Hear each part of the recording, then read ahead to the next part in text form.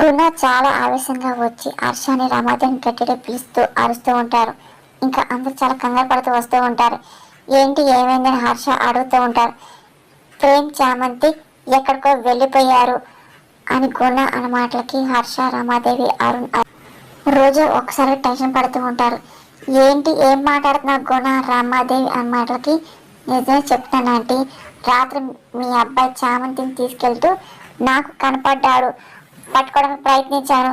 నా నుండి తప్పించుకొని పారిపోయారు అని గుణ మాటలకి నువ్వేదో పొరపాటు పడుతున్నాను హర్ష అంటూ ఉంటాడు.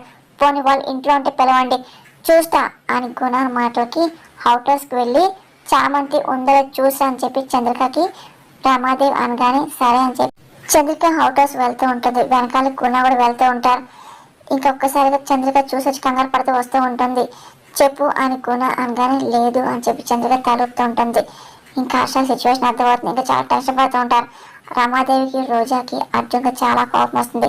అప్పుడే ఇంకా కార్ రావడం శబ్దం వినపడుతుంది. అందరు బయట చూస్తూ ఉంటారు. చామంతి, ప్రేమ్ ఇంకా కార్ దిగి చూస్తూ ఉంటారు. అయ్యయ్యో అంటే లోపల రచ్చ చేస్తూ ఉన్నాడు. ఇప్పుడు ఎలా బాబు అని చామంతి కంగారు పడుతూ గురించి ఆలోచిస్తూ భయపడుతూ ఉంటుంది. ఇంకా ప్రేమ్ ఏం మాట్లాడలేక ఇబ్బంది పడుతూ ఉంటాడు. ఇంకా రమాదేవి, హర్ష, అరుణ్, రోజా ఇంకా వెయిట్ చేస్తూ ఉంటారు. ఎప్పుడెప్పుడు ప్రేమ్ ఇంట్లో వస్తారో గొడవ చేద్దామని చెప్పి రెడీగా ఉంటారు.